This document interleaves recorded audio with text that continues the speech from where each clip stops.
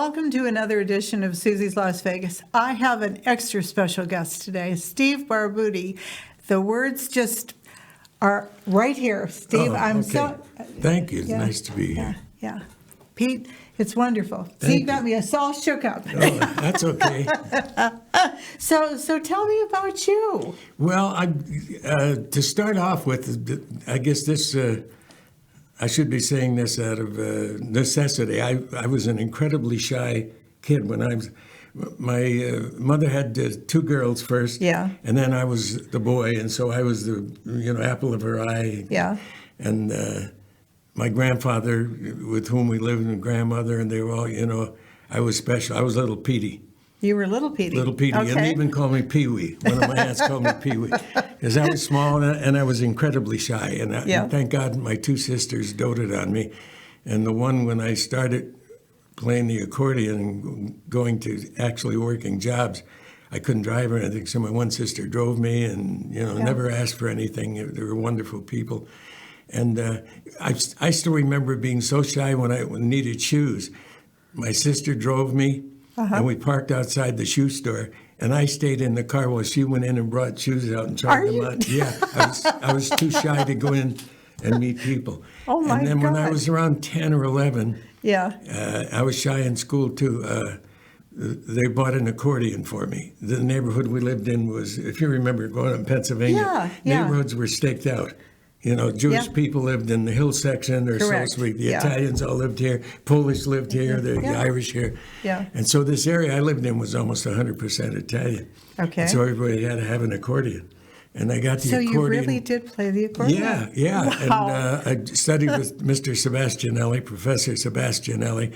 And it was the old school thing. You didn't learn to play the instrument right away. You had to learn to read the notes. And so you do something called solfeggio, which they still teach in Europe.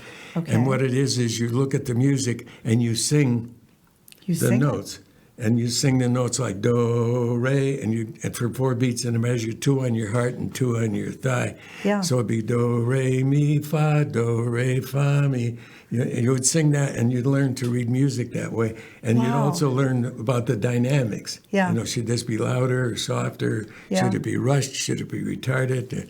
So and you had to bring your own accordion. So, I'm 11 years old hauling an accordion a mile each way. Oh, my God, you were just carrying it. Oh, man. It was tough. So I'd go up there and take the lesson. And I started playing, by ear.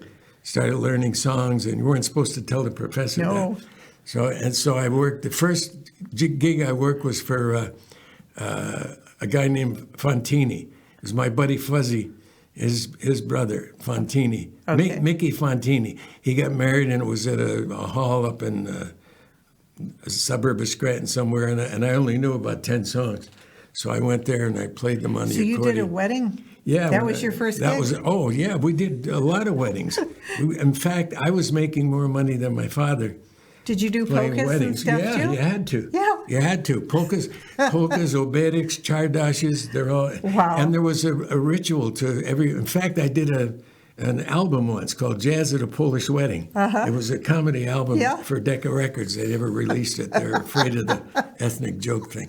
But it was, I would have loved it. Yeah. But what it was is you played, I still remember usually it's accordion and drums. Yeah. And you're playing polkas after polkas. Yeah. And then like some brother-in-law comes up, some 400-pound guy, and says, how about the rest of the night you play nothing but polkas or I'll break your back. Oh, jeez. So and that's all we played all night long. Yeah. So it was good. It was good technical training because polkas are technical. There are a lot of notes. Sure, yeah. So it was, it was good. And then I was explaining earlier, I was popular in class then because I could go Halloweening, or trick-or-treating, they call it now. I could go with the accordion. It was a real musical instrument, and the kids could sing and dance. I was important.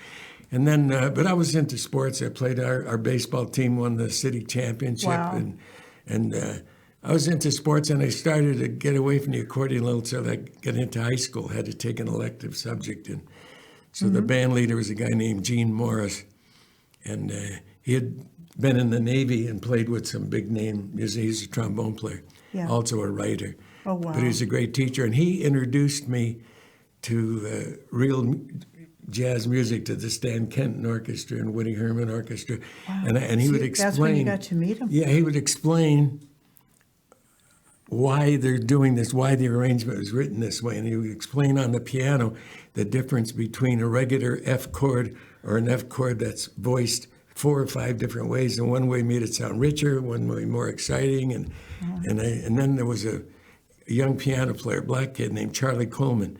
And Charlie was way above his senior pay grade. Wow. Charlie was a genius. Mm-hmm. He ended up playing with Sarah Vaughan.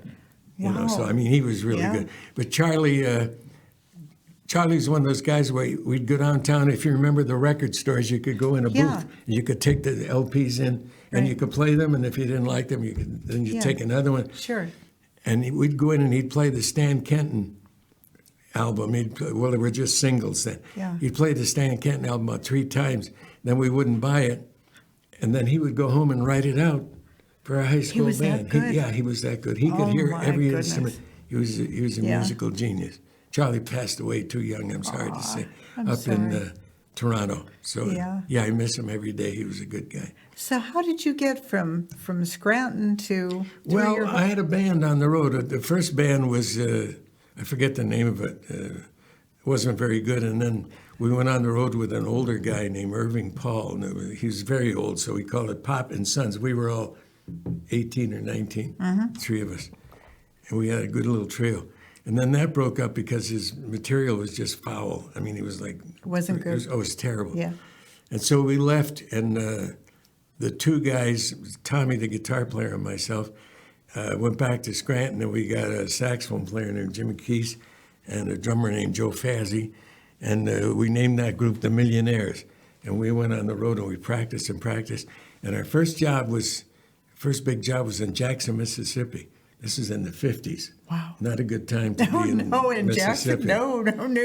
And we went down there, and 4 of us left Scranton in a 1947 Chevy convertible, which is a little car. Yeah. And we had, the 4 of us, a guitar, an amplifier, a full set of drums, a bass fiddle, not an electric, a bass fiddle, and an accordion, and some funny hats and things. And we made it. We had $26, and that was enough to buy gas, and we bought a loaf of white bread and a pound of bologna. And that's what we ate. And we got to Jackson, and we didn't have any money for a motel. And we stopped at every hotel. We finally found a guy who would rent to us, but he charged us like $50 a week for each of us for 1 room. Oh, no. Yeah, this was in the 50s. So, oh, my God. So he knew we were Yankees and didn't like the fact we were there. But the lady we worked for, the Taylor family, they were wonderful people, and we were a big hit there. Yeah. And then we were leaving town. Oh, after 2 weeks in that motel, we said, this is ridiculous. So we pulled our money, we bought a small trailer, house trailer. And we lived in the trailer. That's the way to do it. Yeah, we lived in the trailer. We were doing good, man. And we left Jackson, Mississippi at night. We closed at 2 in the morning. Yeah. And trailer was all packed up. And we went in there, put all our stuff in the trailer. We were sitting in the car.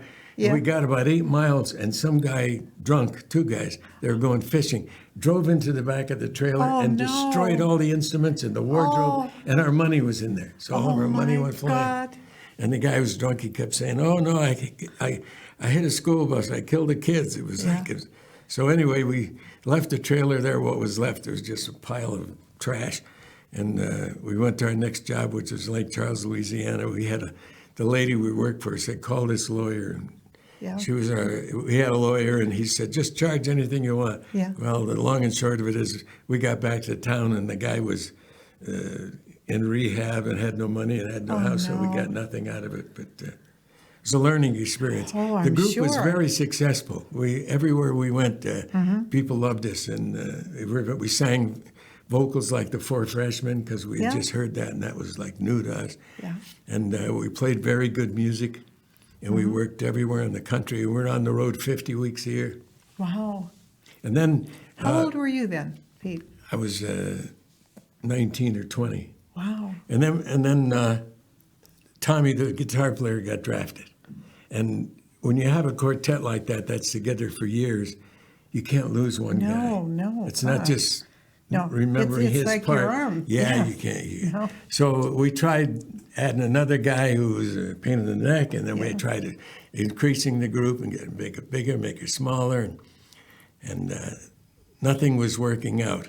And then finally, the saxophone player, he couldn't do it anymore. He was a dear friend too, great guy. He left, and then the drummer left and wasn't feeling well. And so I went back and started a new group with a drummer from Baltimore who was a child protege, maybe the best drummer in the country. Wow. Next to Buddy Rich. And a guitar player from Coatesville, Pennsylvania, a trombone player from Scranton, and myself. And we went on the road, and we were doing real good. Then we were working in Chicago, and the guy we were working for said, I think I can get you booked in Las Vegas. So it was weird. In those days, everything was juice here. Yeah, So there was people, Lou and Kay Frazen, who Lou ran a gas station on a strip. Really? And Lou knew the bar manager at the New Frontier. His name was Mackie Bergman.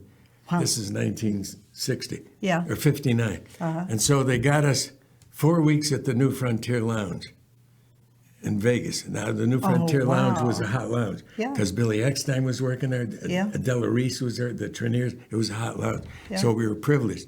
And we came in and we rehearsed in the afternoon, and all of the people in the casino, all the bosses and everything came up and said, you guys are going to kill them. This is the best Yeah. group we've ever heard. You're like Yeah. Louis Prima and Keely Smith and the Yeah. Mary Kay Trio. Yeah. You're great.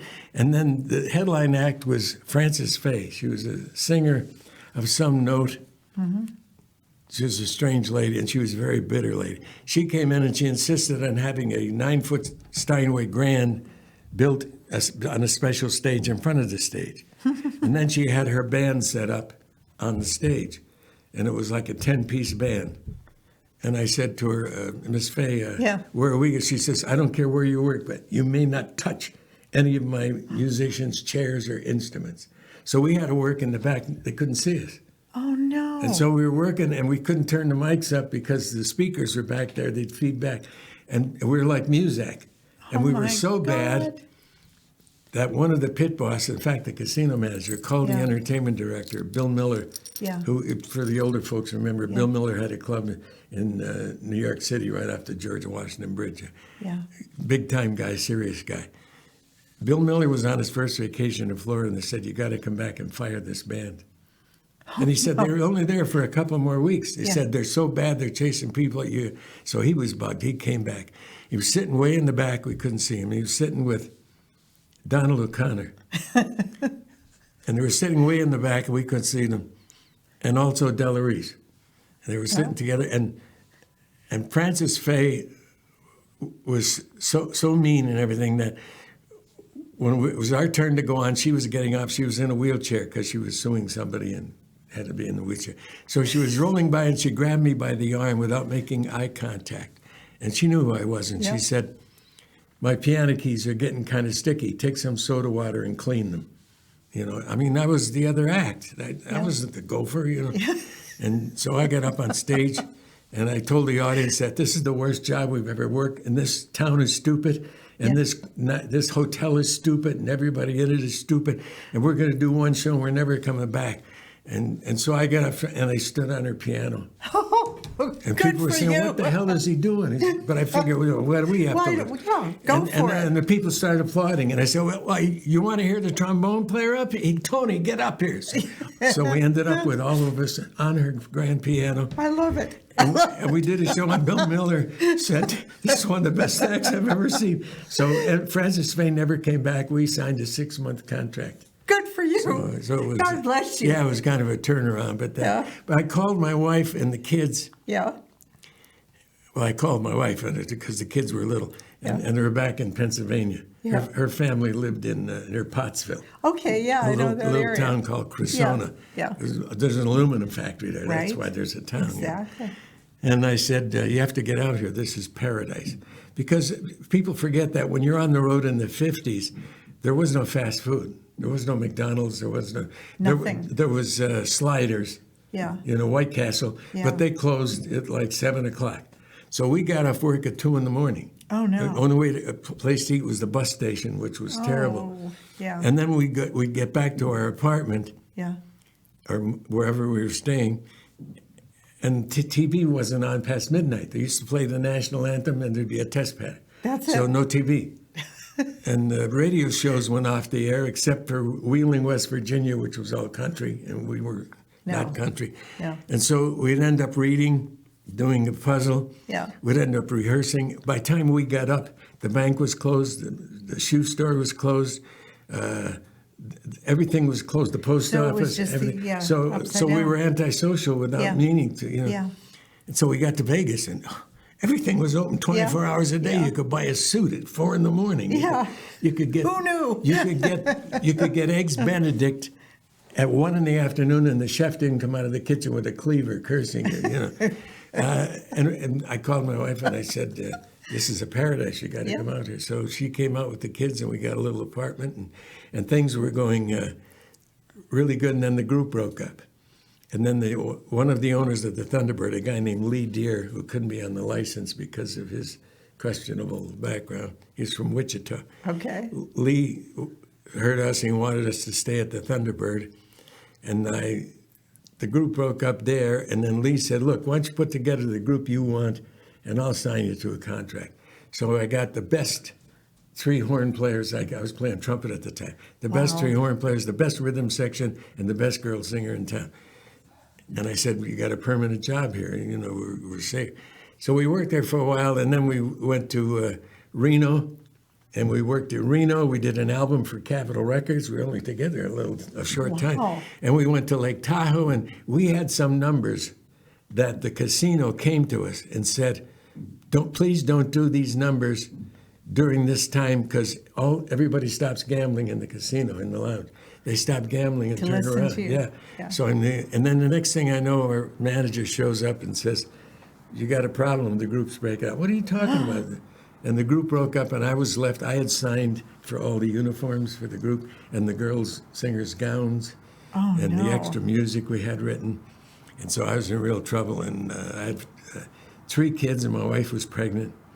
And so I went to the house of Frank Ross from the Mary Kay Trio. And he happened to be a friend and a fan. And he said, "You got to go on your own, and I'm going to get you a job." So he called an agent named George Burke. All these people are dead by now, of course. He called George Burke, and George says, "Yeah, I got a gig for you in Spokane, Washington." I never heard of Spokane, Washington. He said, "It's the Stockyards Inn." I figured, steakhouse. There you go. Yeah. Yeah. Okay, I said, "What is it?" He says, "It pays $200 a week." And I said, "Okay, that's fine, George. But do me a favor, I don't have the bus fare to get up there, and it takes like a day and a half to get there. So can you front me the money?" I said, "Okay, I'll send it up. I'll put it in the mail, special delivery." He said, "No, don't worry, it'll get there." It didn't get there. So I called him. I said, "George, it didn't get there." And George said, "Look, I don't want to have anything. Call the agent in Spokane. John Powell, his name is." So I called John, and John said, "Hey, I live here. You got to show up." And I said, "I can't help." So he says, "I'll send you an airline ticket." The airline ticket was $205. And I was getting $200 a week. So I was in the whole $5 before. There you go. So You're in the money. I got up there, and it was cold and rainy, like an icy rain. It was February in Spokane. And he picked me up at the airport, and I had a real hip, like Wrangler and top coat on, and I had a goatee. And boy, he kept saying all the way, "This is not a jazz gig. This is not a jazz gig." He was terrified I was going to bomb. Yeah. So we get out there, and the guy's name was Rocky Rothrock. And Rocky's dad was worth a lot of money. He was into mining and lumber from the old days. Okay. So Rocky said, "I think I'd like to have a club." And his dad said, here's buy a club. So Rocky had a club built. It was called the Stockyards Inn because of the geography. It was in the middle of the stockyards, the feeding pens. Really? So it was February, and it was raining. And this guy, John Powell, didn't know who the hell I was. And we're walking across the planks, across the steer guano, to get to the club. And I look up, and there's a big sign, "Direct from Las Vegas." And he misspelled Las Vegas. It was like God saying, "Not yet. I'm not finished with you, man." So I went in, and it was a decent-sized room. And Rocky said, "What do you need?" I said, "Well, a piano bar would be best." He said, "What's that?" Well, I explained it to him from the posture of a person who assumed everybody sort of knows what it is. I was just like, I said, it's a piano and the people sit around like a bar and you can talk. He said, oh, that's a great idea. So I came in that night to work. He had an old upright piano up against the wall. It wasn't tuned. Oh, no. And he built a bar around the back of me. So, I mean, the people were looking at my back. What's wrong with it? I mean, it was just, so anyway, I did the best I was playing. I'd turn around and talk to the people a little bit. And then I said, Rocky, he says, okay, I got you covered. Every night was the same thing. So I went in the next night, he had the same piano. Excuse me. But on the piano, he mounted a mirror from a dresser that was on a swivel, and he gave me a dowel. You could move this mirror now, you could see the whole room. Oh, my God. And so did you wave at everybody? Oh, yeah, and I kept thinking it can't get any worse. Then I said, how about a light in there? Okay, so I went in the next night, here's my piano, my mirror, and a cord coming down from the ceiling with, like in a pool room, one of those lights, and there was a 100-watt bulb in there. And I turned it on, the whole audience would go, whoa, like seeing a train coming out. And it was just terrible. You paid your dues. Oh, man. After every show, I'd go in the restroom and cry. It was just... Sure. And then finally, I said, if I had a microphone, he says, hey, we got a sound system in the whole building. All I got to do is get you. So he got me one of those little, like, Broderick Crawford Highway Patrol, those little where you push a button and 10-4, 10-4, it's an all-points bullet. So I could put it on the edge of the piano there. I could play and I'd pick it up and I start doing material and jokes. And I knew what was going on in Spokane. I read the It started to get good and the room was packed. And then this guy, John Powell, the agent, said, he went to Rocky, he said, Pete deserves more than $200 a week. He's packing the joint. And Rocky said, well, he said, we'd rather sell food than whiskey. And when he said that, I said, John, don't talk to him. He's an idiot. There's no money in food, No. One martini, you make more money than two steak dinners. Absolutely. So he said, John said, I got you another gig across town at a better joint. It was called the Plantation Club, run by a guy named Perry Williams, who was a sweetheart. So Perry had seen me at the stockyards, and he says, I want him. So now I was getting $300 a week. Man, You're moving on up. Yeah. So Perry said, when you work for me, you're going to have a band behind you. I said, whoa, finally I'm back in showbiz. The band consisted of an organ player, a sweet guy named Tony Pasco. But everything he played sounded like you should roller skate to it. Everything had that same sound. And the rest of the band was a drummer. So it was an organ and drum, and the drummer was Perry Williams, the owner of the club. So I said, well, it's his business, man. At least it's a band. So I go out opening night, and I was singing a song to open the show. I think Lady is a Tramp or something like that. She gets through, or Lady Be Good. Sweet and lovely lady be good. Lady be good. And all of a sudden, the drums stop.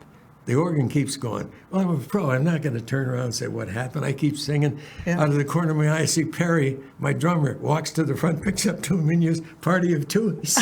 My drummer was seating people in the middle of my opening number while I'm singing. Anyway, I was there. Perry was a sweetheart, so I didn't care what he did. So you paid your dues there. Yeah, and then John Powell, this little agent that who didn't belong representing anybody. He was just like real small time. He said to me, I think I got you in Seattle for the World's Fair, 1962. Wow. At The Place, a little place downtown called Rossellini's 410, small lounge, but it was a award-winning restaurant. Yeah.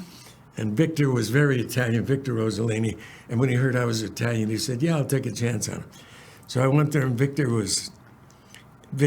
I fell in love with him, and it was mutual. And so people came in. I had the longest laugh I've ever had in my life there. Roy Rogers was in town for the World's Fair. Working at the stadium.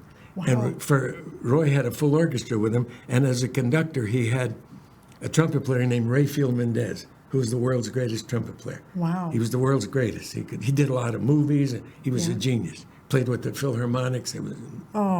And so... Wonderful. And Roy's manager was a guy named Art Rush, who was a sweetheart, who made Roy millions and billions of dollars. Very smart guy. Yeah. They never had a contract. They loved each other. It was nice to see. Wow. And so I get a note. I'm working. I had a trio behind me, piano, bass, and drums. And real good players, too. And I'm working, and somebody sends up a note, so Rayfield Mendez is in the audience. Well, I have my old beat-up trumpet I'm playing. Yeah. And I said, well, this can't be the trumpet player. And somebody says from the back of the room, yes, it is. I said, what's he doing here? And then Art Rush said, he's leading the band for Roy Rogers. And some drunk says, have him sit in. And I said, sir, you don't understand. This is not some, like Diamond doesn't trumpet. He doesn't sit in. This guy is like world famous. And Rachel Mendez says, yeah, I don't mind. He comes up, he picks up my old trumpet, and he says, play Tico Tico in A minor. And he plays 3 or 4 choruses with the circular breathing, in other words, without any break for like minutes and minutes. Oh, my God. And ends on a double high, well, trumpet, it's an A, so it's a double high B. That's like 8 notes above high C. Wow. Then he hands me the trumpet and gets off stage. All I had to do was stand there looking at the trumpet, and it got funnier and funnier. Then I'd look at the piano player, he'd go like this, like, what am I going to do now? So anyway, I met a lot of, and this guy, John Powell, said to me, we have a chance to do a special TV in Spokane for opening of a new savings and loan. And you know the guys who are open at their fans of yours, and they want you to do a special. I said, well, what does it involve? He said, you'll have to fly. I was working in Seattle 6 nights a week. You'll have to fly over like 3 or 4 days a week in between. Wow. And you'll have to write the show because nobody over there knows what to do. Right. And I got you a good trio, but you'll have to write the music for the singers and everything. Mm-hmm. And you'll have to write the comedy sketches. And you'll have to help the director because so you had to basically So I was like doing everything. Yeah. So I said, what does this pay? He says, nothing. But we get a copy of the tape. So I said, all right. So he talked me into it. Well, so I was going without sleep. I'd get up work at 2 a.m, and I'd catch like the 6 o'clock flight to Spokane. I'd rehearse everybody for 2 or 3 hours, fly back, sleep for a couple hours, go to work. And so I was exhausting. But I was making decent money. So, I mean, my kids and my wife, we lived in a decent house. Oh, that's great. And I was doing okay because it was every week. And then John Powell took this copy of the tape. He took it to the Steve Allen show. And he said, I have this comic from Spokane. And the writers were Burns and Allen. They were very hip. They wrote Ernie Kovacs. They wrote Carol Burnett. They wrote all the top, like, hip shows, you know. Yeah. And so they didn't want to look at it. And John was there every day in the back of the audience, standing there with the tape. He wouldn't leave. And so the writers started to make jokes about him. They called him the Sponge. And they were writing routines about him. You know, and after he was there a long time, like, they got sick of him, so they said, look, get rid of him. So they got Jerry Goldstein, who was a page for Westinghouse, who produced the show. Wow. And Jerry, they got him horn-rimmed glasses. They said, I'll make you look real Jewish. and you need a cigar. All producers have a cigar. So they got Jerry a cigar. He didn't smoke. No. They got him a Westinghouse jacket. And Jerry went out and said, Mr. Powell, pretending he was, and they were all laughing, watching. Yeah. John said, look, all you got to do is look at 10 minutes of this, and then I'll leave forever. Yeah. So Jerry said, okay. So they put it up. Jerry watched like 5 minutes. He went and got one of the writers. They queued it up. They started again. They got Steve Allen and the producer, and they watched the whole 60 or the 30 minutes. He called me and said, why aren't you down here? So next day I was on the Steve Allen show. Oh, my God. And then Nat King Cole saw me on that, and I went on the road with him. And I have to tell you, the one thing I met so many wonderful people with Nat Cole, but we're sharing a dressing room because there was a big cast in Anaheim, and it was closing night. And at the time, I was playing a Fender bass, like a bass guitar, doing an anti-rock and roll routine. Wow. And it was full orchestra. So it was the closing night, so I had the bass. Somebody else would carry the amp, stagehand. I had the bass and the chord and all my music books. So my hands were full, and I'm going into our dressing room, and this little guy comes out, and he stops me, and he's going on and on. Geez, I love your stuff so much. You're so hip. And I said, I'm sorry, I don't have a hand to shake. He said, no, that's all right. I don't want to hold you up. I just want you to know how much I love, blah, blah. So I walked in the room, and Nat said to me, did you say hello to Johnny Mercer?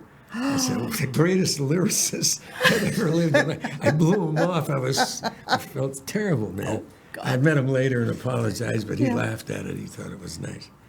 But I've had the most wonderful career. I've had the nicest people, and you know, and they've been so good to me. And well, you're fabulous, Pete. You really are. Well, thank you. How did you get from there to Johnny Carson? Well, you know, strange enough, this is a story I've rarely told, but when the show was in New York, Yeah. Johnny Carson was in New York.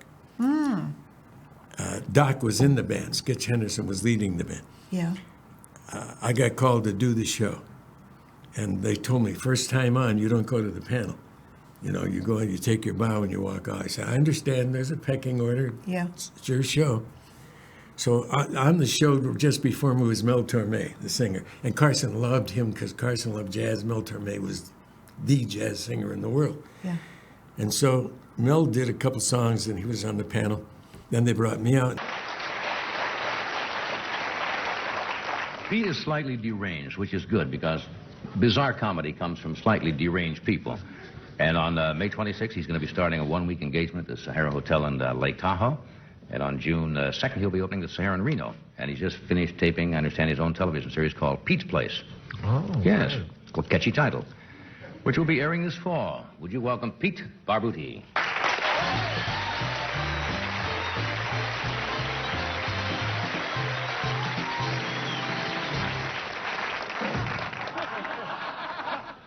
And I did something, I don't remember what, I think it was that fourth trumpet. It was very inside, and the band laughed their butts off, and Carson came and got me physically and took me to the panel. Everybody said, he's never done that with anybody.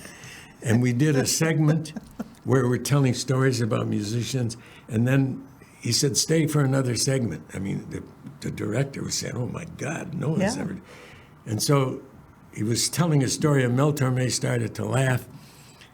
And Carson assumed he was laughing at the story. And Mel, who didn't mean anything by it, said, I'm sorry, John, I don't mean to interrupt your story, but I can't stop laughing at that thing Pete did. And Carson turned off right then and there. He said, we'll be right back. And somebody came and asked me to leave. And for 14 years, I was not allowed on the show. And the producer, 14 years? yeah, Peter LaSalle, who was really the producer. Yeah. Peter was my biggest fan in the world. Peter adored me, man. I Yeah. mean, you know, I could do nothing wrong with him.